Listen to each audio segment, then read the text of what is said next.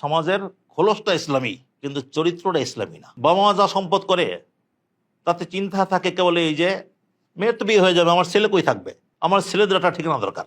তাই যা সম্পদ করে সব ছেলেদের চিন্তায়, মেয়েদের কথাটা মাথায় থাকে না। 2 ছেলে 1 মেয়ে, সে 2টা ফ্ল্যাট কেনে, 2 ছেলের 2 ফ্ল্যাট। মেয়ের কথা সে চিন্তা, মেয়ে তো বিয়ে হয়ে যাবে। এরপরে বাবা মার মৃত্যুর পরে ভাই ওই কাজ করে, যে বাবা দিয়ে কি হচ্ছে দিয়ে যায় না, আর ভাইও দেয় না। বাবা সম্পদ রেখে গেছে, কিন্তু ভাই তার এই বোনকে সম্পদের 3 ভাগের 1 ভাগ দেয় না। নানা রকম গরিমসি করে। যদি মা জীবিত থাকে তাহলে মা ওই কথা বলে যে তুই সম্পদ দেবে কি, তুই শ্বশুর বাড়ি থাকিস, সম্পদ নিলে তো তোর পরে খাবে, ভাইয়ের হাতে আছে, তুই বেড়াইতে আসবি না, তুই কি ভাইয়ের সঙ্গে আর সম্পর্ক রাখতে চাস না, সম্পদ দিবি যে।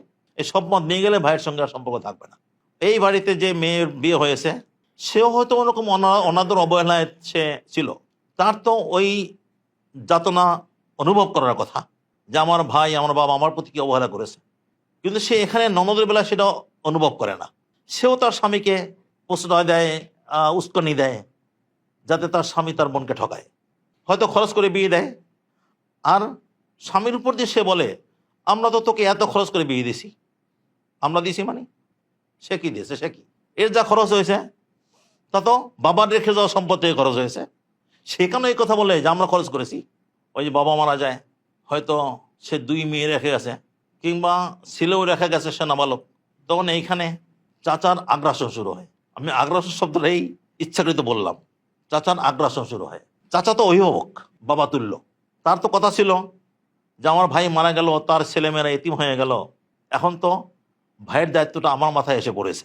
কিন্তু বেশিরভাগ জায়গায় চাচা যদি 2 মেয়ে থাকে বা 1 মেয়ে থাকে, তখন তো চাচা এমনিতে কিছু পায়, কিন্তু সেই পাওয়ায় সে সন্তুষ্ট না, সে সবটা গ্রাস করতে চায়, ওই মেয়েদেরকে পুরোপুরি বঞ্চিত করবে। আর যদি ভাতিজাও থাকে, তো যেহেতু নাবালক ভাতিজা, তাই তাকে ঠকানোর চেষ্টা করে। আবার বাবা মারা যাওয়ার পরে তার ছেলে মেয়েরা নিজেদের মধ্যে সম্পদ ভাগ করলো। এক তো ভাগ করার মধ্যে অনেক দেরি করে, ভাগ করতে দেরি করে, দেরি করার পরও যে ভাগ বাটোয়ারা করে, সেখানে যে বেশি চালাক সে সরলদেরকে ঠকায়, কিংবা যার বেশি ক্ষমতা যদি থাকে কিংবা বেশি চালাক হয়, তখন বাকিদেরকে ঠকায়। ওই যে ঠকায়, সেই ঠকার কুফল প্রজন্মের পর প্রজন্ম চলতে থাকে। আর এ কারণে চাস্তো ভাইতে মিল থাকে না। অথচ চাস্তো ভাই সম্পর্ক রাখা ফরজ, নামাজ যেমন ফরজ, আত্মীয়তা রক্ষা করা তেমনি ফরজ। এদের মধ্যে সেই সম্পর্ক থাকে না। কেন থাকে না? ওই গোড়ায় যে সম্পদ বন্টনে যে জুলুম অবিচার হয়েছে, ফলে এদের মধ্যে সম্পর্ক তো থাকে না, মারামারি হানাহানি মামলা মোকদ্দমা চলতে থাকে। আচ্ছা, 2 প্রতিবেশী, 2জনই নামাজি, 2জনই মুসল্লি, কিন্তু এক প্রতিবেশী আর এক প্রতিবেশীর বেলায় নিজেকে নিরাপদ বোধ করে না। সে তার পক্ষ থেকে সে নিজেকে নিশ্চিন্ত মনে করতে পারে না। অথচ প্রতিবেশীর হক এত যে নবী সাল্লাল্লাহু আলাইহি ওয়াসাল্লাম বলেছেন, জিবরিল আমাকে প্রতিবেশী সম্পর্কে এত বেশি বলতে থাকে যে এক পর্যায়ে মনে হলো যে প্রতিবেশীকে ওয়ারিশ বানিয়ে দেওয়া হবে। কিন্তু অধিকাংশ জায়গায় 2জনই মুসল্লি মানুষ, কিন্তু এক প্রতিবেশীকে সন্দেহের চোখে দেখে, সে আমার কখন কি ক্ষতি করে বসে। প্রতিবেশীতে সুসম্পর্ক নেই। অথচ প্রতিবেশীর কত হক ইসলাম দিয়েছে। অল জারি দিল কুরবা অল জারিল জুনুব, দূর প্রতিবেশীর হক আছে, আর নিকট প্রতিবেশী তো অনেক, সেখানে তো শোভার মাসলাও আছে। যদি সম্পদ বিক্রি করে, তাহলে দূরের কোনো ব্যক্তির কাছে যদি বিক্রি করে, তো সেখানে কাছের যে প্রতিবেশী, সে ওই মূল্যে ক্রয়ের অগ্রাধিকার রাখে। এই হক ইসলাম তাকে দিয়েছে, কিন্তু তাকে দেবে না, ঠকাবে। ঠকানোর জন্য সে নানান কৌশল অবলম্বন করে। এর ফিরিস্তি, এই জাতীয় ফিরিস্তি নানান, অনেক লম্বা। সবগুলো সার কথা হলো এই যে আমাদের সমাজটা বাহ্যত দেখতে দৃশ্যত ইসলাম, কিন্তু সমাজের চরিত্রটা ইসলাম না। কেন ইসলাম না? এই অবস্থা কেন? আমাদের সমাজটা অনিসলামী কেন? বেশিরভাগ কারণ হলো শরীয়তের বিশেষ একটা হুকুম না মানা। ইন্নাল্লাহা ইয়া'মুরু বিল আদল, এই আয়াতে 3টা হুকুম করা হয়েছে, 3টা নিষেধ, 3টা আদেশ আর 3টা নিষেধাজ্ঞা। ইয়া'মুরু বিল আদলি ওয়াল ইহসান ওয়া ইতা'i যিল কুরবা, এই 3টা আদেশ। ওয়া ইয়ানহা আনিল ফাহশা ওয়াল মুনকার ওয়াল বাগি, এই 3টা নিষেধাজ্ঞা।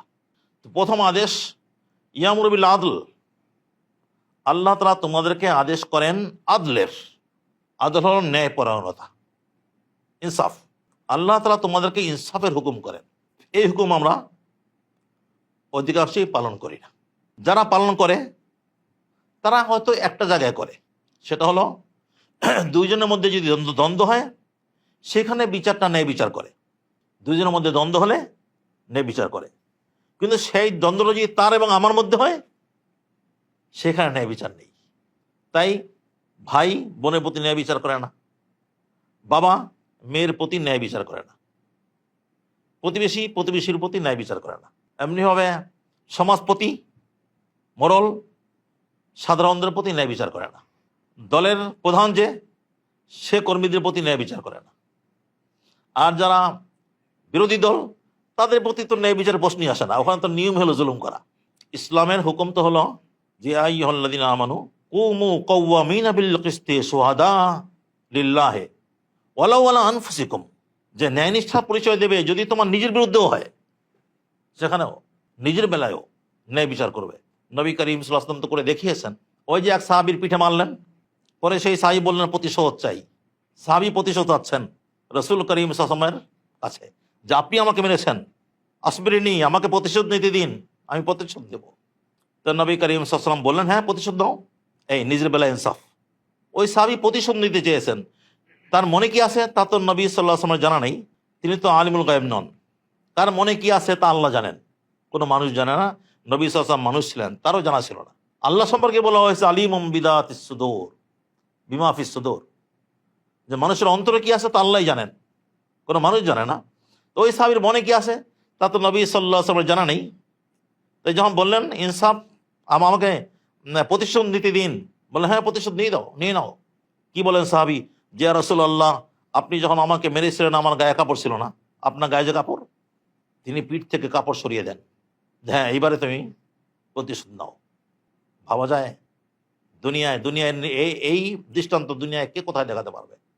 সাইয়্যিদুল আম্বিয়া এর মুরসালিন সাল্লাল্লাহু আলাইহি ওয়াসাল্লাম, মদিনার বাদশাহ, দুজাহানের বাদশাহ, আর তার অধীন বর্তমানের ভাষায় প্রজা, বলছে আমি প্রতিশোধ নেবো, রাজার থেকে প্রতিশোধ নেবে।